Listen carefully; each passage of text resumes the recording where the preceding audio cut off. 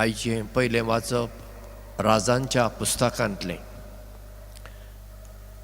सालोमाव राजान मंदिर बांदचे पयलीं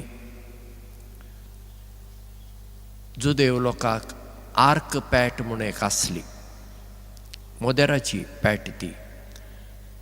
आनी तातूंत देवान मोइजेसाक दिल्ले 10 उपादेश, हांच्यो 2 फातरांच्यो फळयो आनी थोडे मान्ना आनी मोइजेसाची बेतकाटी ते पेटयेंत ते दवरताले. आनी ती पॅट तांचें धार्मीक केंद्र जाल्लें. आयच्या वाचपांत आमी आयकलें ती आर्क पॅट आतां हाडून मानान हाडून एका स्पेशल तंबू टेंट थंय ते दवरतात आनी कुपांच्या रुपार देव थंयसर येता. आतां आमकां नव्या करारांत आर्क पॅट खंयची? हांगा आसा पळय उजव्याक, ही आमची आर्क पॅट.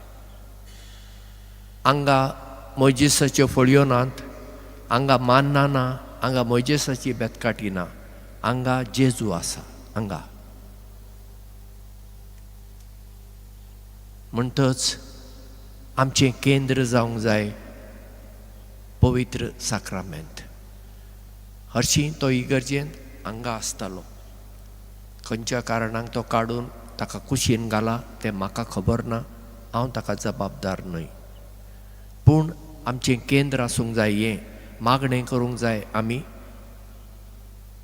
हय, इगर्जेंत बसून मागणें करूंक जाता, दुबावच ना. पूण खासगी मागणें करूंक जाय, आमी मागणें करूंक जाय हांगा. कित्याक आमचो सर्वेस्पर देव, आमचो सोडवणार, आमचो मेस्त्री, आमचो गुरुजी हांगा आसा. दुसऱ्या वाचपांत आमी आयकलें जेजू गालिलेया सरोवर लेक उतरून पलतडी वेता. गालिलेया सरोवर भोंवतणी जमीन मोदें उदक, सुमार 13 किलोमीटर रुंद आनी 20 आनी 6 किलोमीटर लांब, व्हडलें तळें. ताका आमी कोंकणीन सरोवर म्हणटा. पूण लोक जेजू वड्याचेर गेलो आपल्या शिसां बरोबर. लोक चलून थंय पलतडी गेलो. कित्याक गेल्लो गाय? कित्याक ते जेजू सोदून गेले? ते गेल्ले तांच्या फायद्याक. जेजूची शिकवण आयकूंक लोक ताचे फाटल्यान तितलो गेल्लो ना, भोव थोडो. चडांत चड येताले तांची पिडा रोग बरी जावंक जाय देखून ती येताली जेजू कडेन. आनी थोडीं जाणां आयलीं कित्याक जेजू पलतडी वेचे आदीं ताणें 2 मासल्यो आनी 5 उंडे हांचें अचर्यें करून तांची भूक थांबयलेली. घडये आमकां आजून इल्लें आतां मेळटलें जेवण फुकट म्हणल्यार हे आशेनी तीं थंय गेलीं आसतलीं थोडीं. आतां तांचें सोडात, आमी कितें करता आमच्या जिवितांत? आमी हेंच करता. पयले सुवातेर आमच्या घरांत पळय, आमी हातभार लायता. आमचीं भुरगीं आसात आनी दादले आसात. बाबा घर आमचें तें नितळ करूंक जाय. थंय जायतीं कामां आसात. रांदचें काम आसा, कपडे धुवपाचें काम आसा, घर नितळ करूंक जाय. हातूंत आमी हातभार लायता. आमी तें सगळें आमच्या आवयचेर नाल्यार भयणीचेर सोडटा. तांणी झरून मरूंक जाय थंयसर. म्हणजे घर जालां आमकां फकत एक हॉस्टेल कशें. येवप, खावप, जेवप, न्हिदप, मागीर आमकां जाय तशें करप. अशें आमी करिना.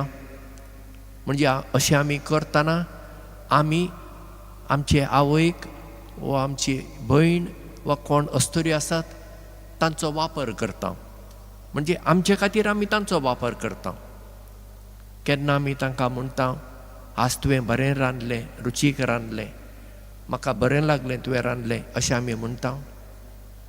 जेवता खाता वगैरे रावता. दुसरें, आमचे इश्ट असतात. इश्ट केन्ना येतात आमचे लागीं? आमचे लागीं इल्ले दुडू आसा, आमचे कडेन इल्लो फायदो आसा तेन्ना जाय ते इश्ट आमकां मेळटात. आमचे राकांत येता, विघ्नां येतात, आमी त्रासाक सांपडल्या, कितले जण आमच्या आदाराक पावतात? भोव थोडे. म्हणजे उरलेले इश्ट ते खरे न्हय. जे आमच्या आदाराक पावतात तेच आमचे खरे इश्ट. आनी आमी तशें करता जायत आमच्या इश्टांक. तांगेर जेवणा खाणाक वेता, पूण ती बरी ना, तांकां कितें गरज आसा काय ती आमी पळयता काय?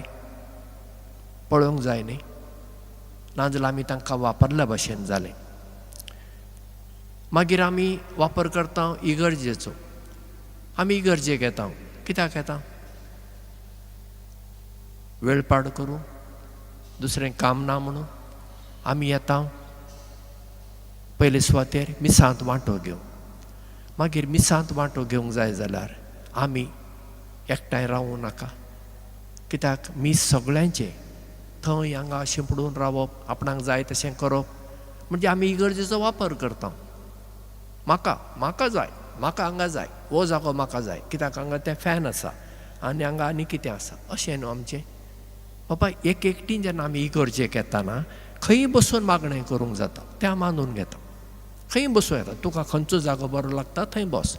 पूण जेन्ना आमी मिसाक येता, आमी सगळीं एकठांय मिसांत वांटो घेता न्हय, थंय हांगा पसरून फाटीं.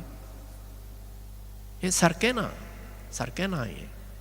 हें आमी समजून घेवंक जाय. आमी इगर्जेन फुडें ह्यो पळय सिस्टरी कश्यो बसलात पळय आतां, त्यो पयल्यो फाटीं बसताल्यो, आतां सांगतच ती आतां फुडें येवन बसतात, बरे भशेन बसतात पळय. तशें आमच्या लोकांक बसल्यार आमी एकठांय मागणें करता न्ही.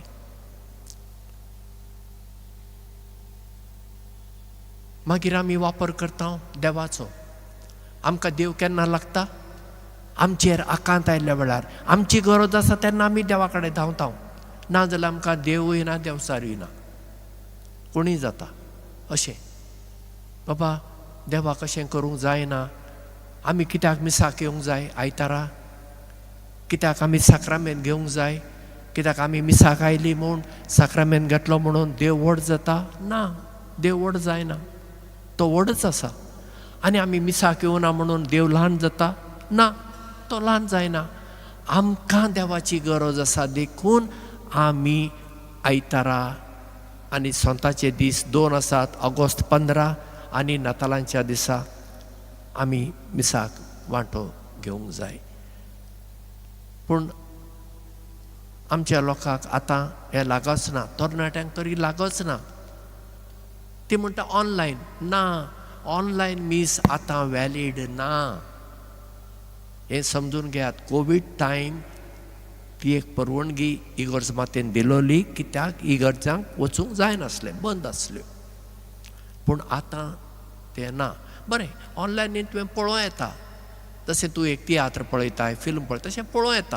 पूण तांतल्यान तुका इल्लो बरेंपण मेळूं येता, दुबाव ना. पूण तुवें मिसांत वांटो घेतल्या भशेन जायना. आतां मिसांत वांटो घेवंक जाय, आमी इगर्जेक येवंक जाय, भक्तीपणान मिसांत वांटो घेवंक जाय. तें मागणें म्हणा, गायनां म्हणा, हातूंत आमी वांटो घेवचो पडटा.